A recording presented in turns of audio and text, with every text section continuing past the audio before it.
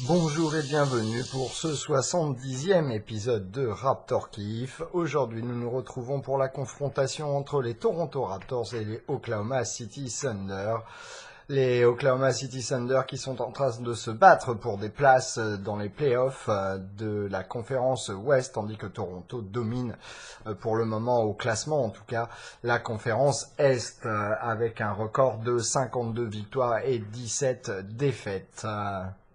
Les Thunder qui sont quant à eux quatrième de la conférence Ouest avec un record de 42 victoires et 29 défaites. Ils sont un match et demi au goal average d'avance sur les Utah Jazz, cinquième, qui ont fait une superbe remontée quant à eux dans la conférence Ouest, et ils sont également deux matchs de retard sur les Portland Trail Blazers qui sont troisième de la conférence Ouest. Le match se déroule à Toronto, dans le Air Canada Center. Il est 1h de l'après-midi, heure de Toronto, donc 18h, heure française. Et oui, pour le moment, il n'y a que 5 heures de décalage entre la côte est américaine et la France, puisque ils ont changé d'heure pour l'été avant nous. Nous changerons le week-end prochain, eux, ils ont changé le week-end dernier. Ce qui m'arrange, je vous avoue, moins fatigué quand on regarde les matchs, puisqu'ils démarrent 1 heure moins tard. Et le 5 de départ pour les Oklahoma City Thunder est composé de Russell Westbrook, Corey Brewer, de Paul George, Carmelo Anthony et de Steven Adams au poste de pilier. Et pour les Toronto Raptors, nous retrouvons enfin pour la première fois depuis 10 matchs le 5 de départ habituel composé de Kyle Lowry, DeMar DeRozan, OG Anunoby, Serge Ibaka et Jonas Valanciunas. Kyle Lowry qui réintègre après un match où il a été laissé au repos contre Dallas, et OG Anunoby qui est là pour son deuxième match après sa blessure à la cheville. Après 5 minutes et 38 secondes de jouer dans ce premier quart-temps, les Oklahoma City Thunder mènent 18-16, et c'est un match pour l'instant où la défense n'est pas posée ni d'un côté ni de l'autre et où chaque équipe arrive quasiment à faire ce qu'ils veulent. Là, sur le dernier jeu, Valanciunas semble avoir marché. En tout cas, c'est ce qui a été sifflé sur un dunk qu'il a effectué. C'était un peu bizarre comme sifflet, mais c'est le cas. Il reste 2 minutes 43 dans ce premier quart-temps et Oklahoma mène toujours 31-27 dans un match qui, pour l'instant, comme je le disais, il n'y a pas beaucoup de défense entre les deux équipes. Franchement, déjà 58 points entre les deux équipes alors qu'il reste 2 minutes 43 à jouer dans ce premier quart-temps. C'est que c'est à haut régime au niveau du scoring. Il faut dire que Oklahoma est en réussite ainsi que Toronto. Et à la fin du premier quart-temps, les Thunder mènent 40-34. Et il faut dire qu'ils ont quasiment réussi tout ce qu'ils ont tenté. Et puis les Raptors aussi, quand il y a un rebond défensif à prendre pour les Raptors, ils se font manger. C'est vraiment leur point faible cette saison, je le redis, puisque je l'ai déjà dit dans les derniers podcasts, et puis tout au long de la saison. C'est vraiment un gros danger pour eux. Ils ne savent pas, alors ce que en américain il dit block out, c'est-à-dire empêcher le joueur adverse de pouvoir attraper le rebond et être mieux placé que les Raptors. Alors que les Raptors sont plus nombreux sous le panier, ils se font toujours manger par un joueur qui va rebondir et remettre le ballon dedans. Et leur défense intérieure est vraiment poreuse en ce moment. Ça fait un moment que je le dis, mais c'est souvent le cas. Et là, ce soir, le match a démarré sans grande défense de la part des Raptors. Et du coup, on le voit, vu le score, déjà 74 points cumulés entre les deux équipes dans le premier quart-temps, c'est énorme. Donc il va falloir se ressaisir et vite, car je pense que ce soir nous n'avons pas Fred VanVleet, le général, on peut dire ça comme ça, le général de cette deuxième unité, de la bench mob comme il l'appelle. Et franchement, cette deuxième unité qui va manquer un joueur crucial pour pouvoir réussir ce soir. Et puis, il faut éviter les fautes, et déjà trop de fautes. OG Anunoby qui a été obligé de sortir après 2 fautes. Valanciunas qui a été obligé de sortir après 2 fautes. commises, et comme il n'y en a que 6 dans le match, 2 par carton, c'est un maximum, surtout dans le premier carton. Et pour indication, les Thunders qui ont déjà 11 passes décisives dans ce premier carton, les Raptors en ont 8, ce qui n'est pas trop mal, mais cela indique vraiment à quel point cela va vite pour les Thunders ce soir. Enfin, cet après-midi du coup, nous ne sommes pas en soirée pour une fois. Et le banc des Raptors qui fait le boulot encore une fois malgré l'absence de Fred VanVleet, puisque sur le terrain nous avons un CJ Miles qui fête son anniversaire aujourd'hui, un Delon White, Norman Powell, Pascal Siakam et Lucas Noriega bébé, et les Raptors qui sont revenus et qui non seulement sont revenus mais passés devant puisqu'ils mènent dorénavant 45-43, et franchement quel boulot puisqu'ils étaient menés de 6 points à la fin du premier quart-temps. Nous avons joué là dans le deuxième quart-temps 2 minutes et 46 secondes et les Raptors qui mènent de 2 points dorénavant alors qu'ils étaient menés de 6 points à la fin du premier quart-temps. Il reste 3 minutes 39 dans ce deuxième quart-temps et les Raptors mènent 59-54. Quel changement depuis la fin du premier quart-temps. Franchement, la seconde unité des Raptors a fait un superbe boulot. D'ailleurs, les Raptors menaient de 11 points à un moment donné et puis le coach des Thunder a fait rentrer sa première unité et du coup ils ont réduit l'écart, ce qui fait que Dwayne Casey a contré en faisant rentrer la première unité des Raptors, mais Oklahoma City est à l'ascendant en ce moment puisque l'écart n'est plus que de 5 points. Tout de même, les Raptors qui ont quand même réussi à contrôler Oklahoma City Thunder dans les 8 premières minutes 20 de ce deuxième quart-temps, puisqu'ils n'ont marqué que 14 points pour le moment, contrairement aux 40 points marqués dans le premier quart-temps, alors que les Raptors en seront déjà rendus à 25 dans ce deuxième quart-temps. Et à la mi-temps, c'est Oklahoma City qui mène 67 à 60, alors peut-être 66, je n'ai pas bien vu si le dernier tir était un 3 ou un 2 de la part de Paul George, mais du coup il mène 67, on va dire, à 64 pour le moment. Et franchement, la première unité, le 5 de départ d'Oklahoma, est carrément meilleur que le 5 de départ de Toronto, il n'y a pas photo. Je dirais que du coup, c'est le résultat de tout ce qu'ont fait les Raptors depuis le All-Star, c'est-à-dire trop prendre les matchs en touriste, trop démarrer les matchs un peu en demi-teinte. Et là, il n'y a pas d'exception à la règle, même si effectivement les deux équipes partagent déjà 131 points dans ce match, qui est énorme pour un match de basket. Toutes les deux effectivement, et qu'il n'y a pas un écart si grand que ça entre les deux équipes, mais il faut bien dire que c'est le banc des Raptors qui avait rattrapé le retard encaissé à la fin du premier quart-temps et qui était même passé devant de 11 points. Et là maintenant c'est Oklahoma City qui mènerait, alors soit de 3 soit de 2. Et il n'y a pas le même engagement physique de la part des deux équipes. Valanciunas se fait complètement dominer par Steven Adams au poste de pilier. Carmelo Anthony est un bien meilleur shooter que ne l'est Serge Ibaka pour les Raptors. OG Anunoby et Norman Powell n'arrivent pas à rivaliser avec un Paul George, ce qui me semble relativement normal. Corey Brewer fait un très bon boulot, non seulement il shoot le 3 points très bien ce soir, mais en plus il fait un très bon boulot défensivement, et Russell Westbrook est en train de jouer de bien meilleure façon que Kyle Lowry, même si Kyle Lowry a déjà 11 points, il se retrouve déjà avec 3 fautes commises et a été obligé de sortir avec un peu plus d'une minute 30 restant dans ce deuxième quart-temps, car il avait déjà commis 3 fautes. Ce qui commence à poser problème puisque Fred VanVleet, je le rappelle, n'est pas là vu qu'il s'est fait une contusion au poignet droit, le poignet de la main où il shoot. Voilà, ça pose problème au poste de meneur déjà ce soir, même si Delon White fait un très bon boulot. On ne peut pas dire que la défense des Raptors soit très au point. Je vous rappelle que vous pouvez retrouver tous les podcasts Raptor Kiff sur le site mykif.fr, mykif.fr. Vous pouvez également nous retrouver sous le nom Kiff Podcast sur YouTube, SoundCloud et Twitter, ainsi que sur la page Sport Kiff Podcast, Sport et Podcast au pluriel. Je rappelle, Sport Kiff Podcast sur Facebook. Et bien entendu, vous pouvez me contacter par mail. contact@mykif.fr, contact@mykif.fr.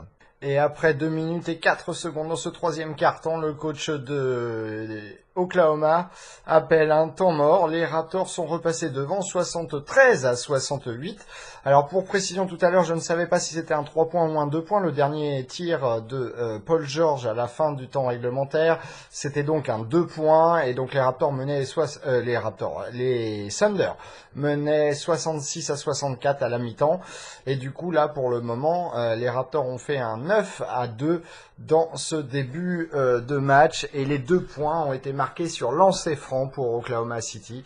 Cela démontre bien que les Raptors ont entamé cette troisième quart-temps, cette deuxième mi-temps, j'allais dire, et donc ce troisième quart-temps avec beaucoup plus d'intensité que lors du reste du match. Il reste 6 minutes 05 à jouer dans ce troisième quart-temps et Oklahoma City mène 78-77. Kyle Lowry a été sorti du fait d'une 4e faute commise sur un rebond qui n'est vraiment pas évident car c'est lui qui attrape le ballon et l'adversaire lui saute au-dessus, donc normalement ça devrait être faute à l'adversaire, mais là c'était sifflé contre lui. Et là, à l'instant, avant que Oklahoma City Thunder n'appelle un temps mort, c'est Jonas Valanciunas qui commet sa 4e faute également et donc qui va sans doute se retrouver sur le banc pour les Raptors qui commettent trop de fautes dans ce match. Il y a une grosse disparité, un gros écart entre les deux équipes au lancer franc puisque les Raptors n'en ont tenté que 7 ou 8 peut-être, alors que Oklahoma City en a déjà tenté 15. Donc c'est pour vous dire à quel point il y a une grosse différence dans ce match. Il faut dire aussi que Oklahoma joue beaucoup plus intensément que les Raptors. Il y a plus de physique du côté des Thunders. Et c'est sans doute l'un des plus beaux matchs de la saison entre deux équipes. Franchement, en tout cas, c'est un des plus beaux matchs des Raptors. Quel match! Et les Raptors qui restent calmes malgré tout ce qui se passe sur le terrain, c'est vraiment hallucinant. À la fin du troisième quart-temps, les Raptors mènent 98-97. Et c'est un grand DeRozan auquel nous assistons aujourd'hui qui a déjà marqué, je crois, 22 voire peut-être 24 points déjà dans ce match, mais qui est crucial. Bon, en défense, il n'est pas exceptionnel pour le moment, mais on sait que dans le 4e quart-temps, c'est là où il donne toute son intensité en défense. Espérons-le en tout cas. Kyle Lowry qui malheureusement a été sorti dès le début du 3e quart-temps à cause d'une 4e faute qui était un petit peu voilà, et les arbitres qui se font siffler par la salle, et oui, complètement siffler, même huer vraiment par la salle, puisque il y a une disparité entre les deux équipes au niveau du lancer franc et des fautes sifflées. Les Thunder qui sont déjà allés 24 fois au lancer franc, tandis que les Raptors seulement 11 fois. C'est vraiment hallucinant la différence qu'il peut y avoir. Et pourtant, il n'y a pas vraiment de différence de jeu entre les deux équipes. Je disais tout à l'heure qu'il fallait que les Raptors fassent moins de fautes. Mais honnêtement, on peut voir que le jeu des Thunders est un peu, pas nonchalant, c'est pas le terme, mais un peu limite. Et souvent, c'est les Raptors qui sont sifflés au lieu des Thunder. Et là, depuis 1 ou 2 minutes, ça a changé. Et ça peut se ressentir. Cela dit, malgré ça, les Raptors sont enfin passés devant dans ce match, ce qui est plutôt une bonne chose. Ils finissent enfin un quart-temps devant, ce qui n'est pas la moindre des choses sans déconner. On se demande même comment c'est possible vu la teneur du match et vu comment les choses évoluent au fur et à mesure. Il y a vraiment beaucoup plus d'intensité de la part des Thunder de Oklahoma City et les Raptors ont vraiment doivent s'accrocher pour le moment pour pouvoir l'emporter et gagner une 12e victoire d'affilée. Ça va être très compliqué, je pense. Et la chance qu'ont les Raptors, c'est que par contre, Paul George est déjà rendu à sa 5e faute dans ce match, que Steven Adams s'est pris un coup dans les couilles, oui, malheureusement, sur une tentative de dunk par Serge Ibaka, qui a failli, d'ailleurs, qui a été en replay vidéo, et ça a été long.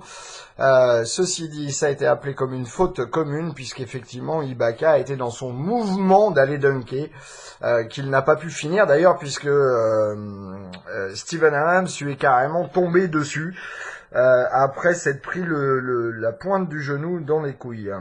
Allez, je vous donne quelques stats rendus à la fin de ce 3e quart-temps pour le moment.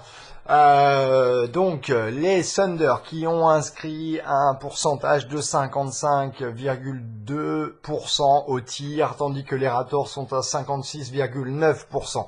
Aux 3 points, les Thunder sont à 6 sur 15, les Raptors sont à 13 sur 26. Au lancer franc, les Thunder sont à 17 sur 23, tandis que les Raptors sont à 11 sur 15. Ah bah vous voyez, j'ai oublié effectivement tout à l'heure le 3 points sifflé, une faute sur une tentative de 3 points de CJ Miles qui l'a envoyé à la ligne. Au rebond, par contre, le Thunder est à 30, les Raptors à 24. En termes de passes décisives, 24 partout. En termes de turnover, Thunders en a 16, les Raptors 14. En termes de points du banc, je vais vous dire la différence, vous allez halluciner. Les Raptors 38, les Thunders 10. C'est pour vous dire si Oklahoma est obligé de jouer son 5 de départ beaucoup. Et encore quelques indications. Premier quart-temps pour Oklahoma, 40-34. Deuxième quart-temps pour les Raptors, 30-26. Troisième quart-temps pour les Raptors, 34-31. Vraiment un match d'une très haute intensité. Et maintenant, dernier quart-temps, il va falloir que les Raptors s'activent. Et c'est un match qui va se terminer avec un score très haut, je pense. Après 5 minutes et 34 secondes jouées dans ce 4e quart-temps, les Raptors mènent toujours 111-110. Un match exceptionnel, je veux dire, tout le monde est en train de réussir à peu près ce qu'il veut. Et puis c'est des gestes superbes, c'est vraiment un match où chaque équipe échange des magnifiques jeux, Excusez-moi pour le hockey, encore une fois, ça m'arrive assez souvent finalement quand je commente les matchs. Et franchement, j'en suis désolé. Mais quel match, franchement, quel match. Si vous avez l'occasion de voir le clip, je pense que vous ne vous rendrez même pas compte à quel point ce match est d'une intensité extrême. Je veux dire, ces deux équipes qui se contre pour contre, et pas dans le sens faire des contres, mais panier pour panier finalement, et c'est vraiment hallucinant. Je veux dire, il y a pas d'autre mot. C'est un match, ça faisait longtemps que je n'avais vu une telle intensité dans un match. Aucune équipe réellement ne domine l'autre, même si par exemple Oklahoma City avait dominé la fin de premier quart-temps. Dans le deuxième quart-temps, c'est les Raptors qui avaient dominé. Dans le troisième, finalement, c'est aussi les Raptors qui avaient un petit peu plus dominé que Oklahoma. Et puis là, c'est coup pour coup qu'ils se rendent, et c'est vraiment du super beau basket. Je veux dire, même si la défense est bien posée, avec le score qu'il y a, on ne peut pas dire que la défense soit extraordinaire, mais franchement, c'est vraiment hallucinant. Oklahoma va jouer contre Boston dans 2 jours, et je pense que ce sera un match aussi qu'il faudra suivre. Je pense que je vais en faire un match pour la ronde NBA, car quand je vois ce que fait Oklahoma, je me dis qu'il y a vraiment moyen et qu'il joue vraiment à un niveau superbe. Depuis la blessure de Robertson, on disait, et c'était le cas, que Oklahoma perdait des matchs du fait de son manque de défense. Mais Corey Brewer, quel pick-up pour la fin, enfin les joueurs qui ont été coupés par certaines équipes avant la date due. Et pour Oklahoma, c'est un super choix qu'ils ont fait que de prendre Corey Brewer, qui au niveau défense est très bon. Sur la saison, il n'est qu'à 28% en 3 points, mais ce soir, il a dû en réussir 2 sur 3 ou 3 sur 4, quelque chose comme ça. Vraiment un joueur qui leur permet de retrouver une très bonne défense et une très bonne cohésion surtout. En tout cas, pour l'instant, il reste 6 minutes 26 du coup à jouer dans ce quatrième quart-temps. Les Raptors mènent 111 à 110. Il reste 5 minutes 07 à jouer dans ce quatrième quart-temps et le score est de 116 partout avec un troisième lancer franc à suivre pour Kyle Lowry qui a été fauté sur une tentative de 3 points par Russell Westbrook. Et le coach des Oklahoma City Thunder qui appelle un temps mort. Franchement, je ne vais pas en dire plus, ce match est vraiment exceptionnel. 116 points partout avec 5 minutes 0,7 restantes dans ce quatrième quart-temps. C'est pour vous dire si ça risque d'être un match pour les annales. C'est vraiment extraordinaire. Les deux équipes se rendent coup pour coup et c'est vraiment du magnifique basket et c'est agréable à regarder, surtout quand on n'est pas levé trop tard. Effectivement, il est à peine 20h et un peu plus de 20h, pardon, et ce match donne toute sa pleine mesure. Il reste 2 minutes 18 et Oklahoma mène 123 à 119 et Kyle Lowry vient d'être expulsé du match avec sa 6e faute. Franchement, un match vraiment très intensif et puis également très bizarre au niveau des coups de sifflet. Je dois bien dire, il y a 2 fois plus de sifflets contre les Raptors que pour les Raptors, ce qui est vraiment quand même assez extraordinaire, étant donné qu'en moyenne, au niveau de la ligue, Oklahoma tire un seul lancer franc de plus que les Raptors par match. Donc il n'y devrait pas y avoir d'une telle différence. Mais là, ce soir, l'intensité est du côté d'Oklahoma en défense et cela joue en leur faveur. Et il y a beaucoup de frustration dans cette fin de match, je ne peux pas dire le contraire. Je me sens frustré, je pense que la plupart des fans des Raptors se sentiraient frustrés dans ce qui vient de se passer. DeRozan qui est allé attaquer le panier, qui se fait fauter, aucune faute sifflée, et on siffle d'ailleurs une faute à l'inverse dans l'autre sens. Et puis une faute technique sifflée contre DeRozan, ce qui fait que le score est de 130 à 125. Et puis là, sur la contre-attaque, sur la remise en jeu des Raptors à la suite de tout ça, et la balle est volée ou en tout cas déviée par Oklahoma qui récupère le ballon. Il reste 8 secondes et 1 dixième.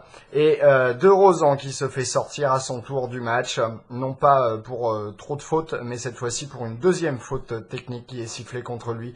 Là, DeMar est vraiment frustré. C'est vrai que il a attaqué, il s'est fait fauter un certain nombre de fois et rien n'est sifflé. C'est quand même étonnant. De l'autre côté, il y a des fautes sifflées de la part des arbitres à contre-temps. Par exemple, sur la 5e faute de Kyle Lowry, c'était peut-être passé à peu près 2 secondes et demie entre le moment où, soi-disant, il y avait eu une faute et le moment où la faute a été sifflée, ce qui est énorme. Et en fait, on le voit bien, les arbitres attendaient de voir si le ballon rentrait dans le panier avant de siffler, et ça c'est vraiment quelque chose qui devrait ne plus exister dans la ligue. Je pense qu'à un moment donné ça suffit. Bon, ceci dit, là il faut admettre, les Raptors n'ont pas su saisir leur chance ce soir.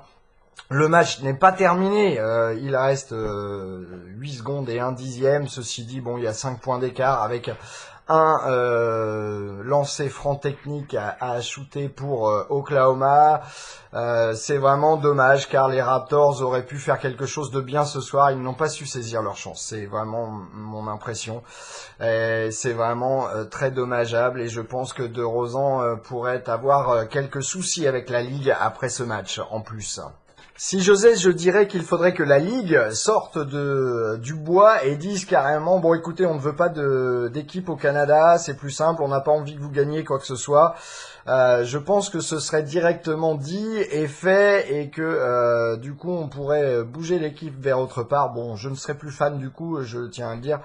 Mais en tout cas, c'est vraiment l'impression qu'on a assez souvent quand même dans cette ligue, c'est que l'équipe de Toronto et du coup les Canadiens ne sont pas du tout aimés et on n'a pas du tout intérêt, on a l'impression pour la ligue de les voir remporter des matchs ou même plusieurs playoffs, etc. Bon, après c'est le fan des Raptors qui parle et je ne vais pas dire autrement, je me fais mon autocritique, mais c'est vrai que c'est vraiment très frustrant de voir ce qui s'est passé dans ce match ce soir. Et je vous le dis, la différence en nombre de lancers francs tirés par Oklahoma City ce soir entre Oklahoma et Toronto est assez flagrante pour dire qu'il y a un problème. Je m'attends à ce que d'ailleurs le coach se prenne ce soir une amende, car je pense pas qu'il va pouvoir se taire, à moins que, mais ça va être très compliqué. Je pense que même DeRozan devrait éviter de se faire interviewer. Et avant même la reprise du match pour ces 8 dernières secondes, Serge Ibaka vient de se faire sortir à son tour, ce qui fait que le match est vraiment là complètement plié. Franchement, c'est un arbitrage qui est vraiment nul. Nul. On peut pas dire autre chose. Je pense que ce soir, c'est un arbitrage nul et qui montre à quel point il y a un gros souci d'arbitrage dans cette ligue qui, soi-disant, arrête pas de dire on est la meilleure ligue en termes d'arbitrage au monde.